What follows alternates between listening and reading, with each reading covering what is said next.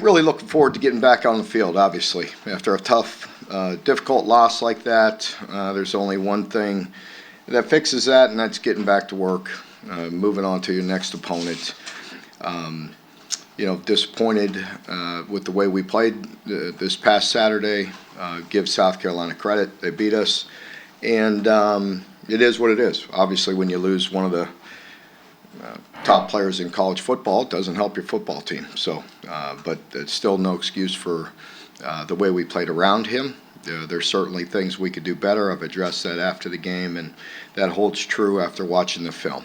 So, moving on to Mississippi State, very good team. Obviously, anytime you're playing Mike Leach, he can move the football. They're very good at what they do. Their quarterback, Will Rogers, is playing at a very, very high level, extremely comfortable, in total command of that offense. They have two dynamic running backs and always have playmakers on the perimeter. Defensively, I think they're doing a very good job. Zach Arnett is got those guys playing. Very experienced group. They have a bunch of guys on their two deep that have played a boatload of football. I want to say eight, maybe eight returning starters, and a bunch of guys that in the two deep that are juniors and seniors. So very experienced. I think they play very hard. Zach does a very good job. You put that combination together with offense, defense, and special teams. No surprise that they're ranked in the top 25, and looking forward to us getting back home and playing with the intensity, playing with the excitement that we need to play with. I failed to mention it Saturday, but obviously you've heard me say it before. When you don't deliver for the fan base, it kind of bothers you as a head coach because you appreciate them so much. And I thought coming into the game Saturday, the tailgate and the people, the environment, the stands, it's been remarkable, and greatly appreciate that. Need it again here this week to get back on track, and sorry we did not deliver, and I could promise you our team is working hard, and we're excited about this week and need to have that same environment we've had all year, and we really appreciate that, and we're going to need it. Questions? Mark, with this being a home game, will that help, and the crowd being what you expect it to be, will that help to fix what's broken? No, the only thing to fix anything is to get back to work. We know that. We've been there. We understand what it takes. Our team knows what it takes. Our coaching staff knows what it takes, and we got to get back to work. There's nobody going to feel sorry for you. You get back to work, get back on the horse, and get back at it here this week. Mark, in a time like this, do you turn to your leaders a little bit more than you might ordinarily, or do you just business as usual? Certainly part of the process, yes. Mark, is it still a day-to-day approach with Dylan this week? It is. Is it concerning at all to hear, players say that the energy is just not there on the sidelines at this point in the season? Well, I think it's always concerning, and we talked about it.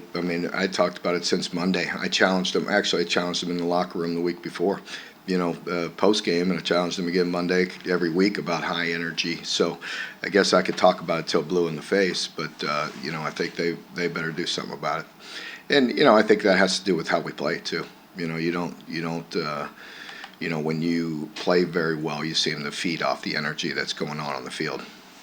When you went back and looked at it, how did you think that Kaya performed in that situation? I thought he made some really good throws. He made some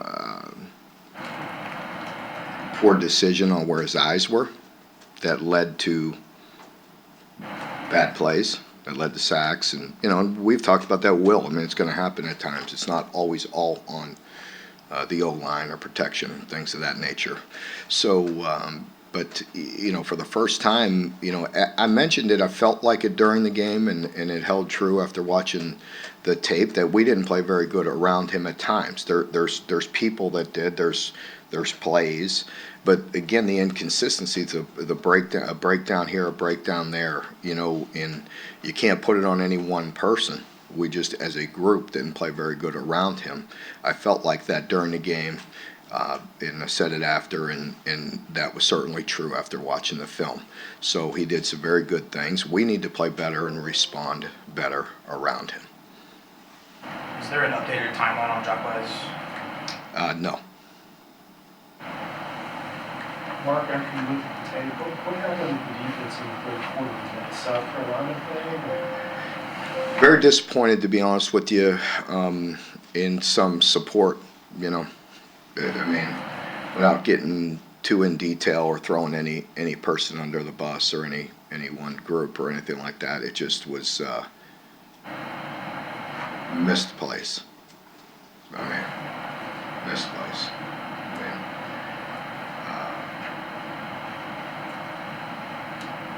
yeah, really no excuse for it. I mean, honestly, you know, just, and no disrespect to them because we do it too. But even the screen, even when it wasn't pulled them back. It took forever. It's like, you know, when we do that, usually we get blown up. It goes for a touchdown, and we just poor angle, wrong fit. I mean, there's no excuse. It's kind of very aggravating. You mentioned some of Kai's mistakes, and in the post-game interviews, he even said that he would like to have a few of those back and some of the sacks and things like that. How important is that self-awareness, I guess, for a player that's so young in his growth if he does have to play again? Well, it certainly says a lot about him, and it comes, and you've heard me talk for many years, just experience matters. You know, playing and being in that situation, it matters.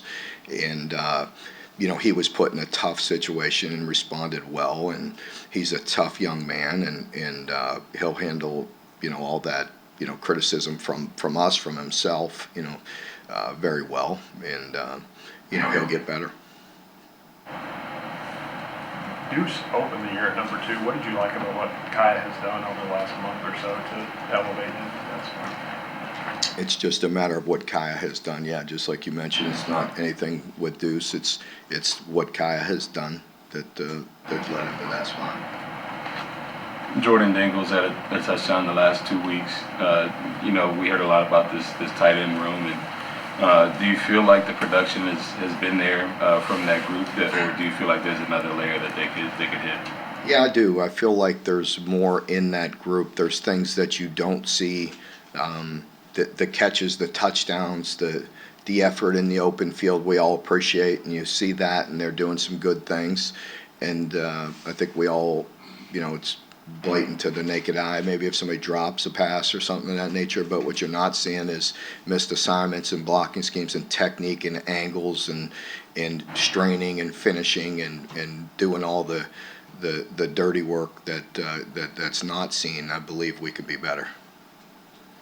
Mark, at Ole Miss, you told us that Chris was tired at the end of the game, that you just can't replicate games. I don't think I used the word tired, but you did. But go ahead. Well, you said it takes some time to get used to get ready to get speed. Do you think he was more equipped, or at the end of the game was it still just a little bit like it's going to take a little more time? No, I think he was in. You know, I think I didn't say tired, but I believe I used the word. But the anxiousness, the in the game, the breathing, the things that go on, you can't replicate that no matter how great a shape you're in. You know, and I think that's the difference with playing games and not. You know, he's in great shape. It's a matter of feeling that pressure, feeling the breathing. You know what I mean? Feeling the, you know, seeing the holes, and you know what I mean, that type of thing. And of course, you know, you get better with the more reps you have. Do you feel like he was underutilized in the second half, or was that just kind of a game situation? Well, again, you probably know the answer to this if you know me clear enough. Plays. I mean, they had the ball, we didn't. I think we had 9 plays without a penalty. He ran it 4 times. Then the game's out of touch after that. So, you know, we utilized him how we needed to in the first half. I wish the fumble didn't have, you know, there were some things we could do over, but we were using him and getting that 5 yards, 6 yards, you know, and, you know, so I think it's plays and team. You know, it kind of puts you in that position. Mark, is the lack of plays, is that just you all need to be better at complementary football, or is it maybe we need to pick up the pace a little bit on offense? How do you fix that? It's both. It's both. They had 2 long drives. in the third quarter. They took the ball, like you mentioned, and we talked about it at halftime, but very disappointing, when, and I mentioned this post game, but to with the things that happened in the first half to tie it at 7-7 and playing very good defense to that point, to come out and give up a long drive for a touchdown to start doesn't help things at all. So yes, it is back to not being very good complementary football, and us not getting the first downs and getting negative yardage plays. And so defensively needs to get off the field, offensively needs to sustain drives. Mark, just the pace of the offensive operation, are you comfortable with that? Would you like it to speed up some? Yes, it is difficult, especially when you're behind. There's no question. Yeah, they're all things that are fair criticism and you need to look at. Yes, when you're behind, it's very noticeable, and that's, part of the thing with a pro system, that the verbiage, the time with a new quarterback, it was taking, the operation takes some time. In terms of pace by the other team, is Mississippi State similar to Ole Miss? What have you seen? Not quite as no, they're not trying to go as fast as Mississippi State or Tennessee or I'm sorry, Ole Miss or Tennessee are the high tempo teams. What is the challenge though? You mentioned Rodgers is playing at such a high level, but that's Mike Leach offenses. They are very efficient. 72% completion percentage. I think they're running the ball this year. Over 100 yards a game, throwing it for over 350 and high completion percentage. And Will is very, very comfortable back there. It's hard because as you pressure and they have answers and very efficient at getting the ball down the field. So there's always that fine line when you play them and you watch everybody try a lot of different ways. And so they're very good at completing the ball down the field. You got great coverage, back shoulder catches. They have answers to a lot of things. So we have to worry about ourselves and playing much better. Obviously we know we went down there a year ago and look at that, and certainly missed tackles were a thing, yards after catch. That's what they do. All those things. But again, you mix it up, you bring pressure, they can get it down the field as well. You talked about Arnett's defense on the top there. What about that 3-3-5 scheme they play is so challenging? Because it's given you guys fits the last couple of years. It gives a lot of people fits. I think they want to say they have maybe 12 turnovers, 8 interceptions, 4 fumbles, 33 points off turnovers. They create a lot of havoc on a lot of people. And they do a nice job with it. And I think they're very comfortable. I think they have great experience. I think Zach mixes it up, and I think their team can handle it. They adjust and make calls, based on formation sometimes and what you're doing, and they're efficient at what they're doing. So anytime they're in that kind of configuration, they can bring a lot of havoc on a lot of different ways, and they have, again, with the numbers I just said. Mark, I think you told the radio before the game that you had some stuff for Destin Wade if you needed him. Just what do you like about where he's at right now? Yeah, we didn't get to that point, obviously, with the way the game played out, and we just, would love to get Destin in there a few plays and a package and see, but the game didn't play out that way, so we'll see where it goes in the future.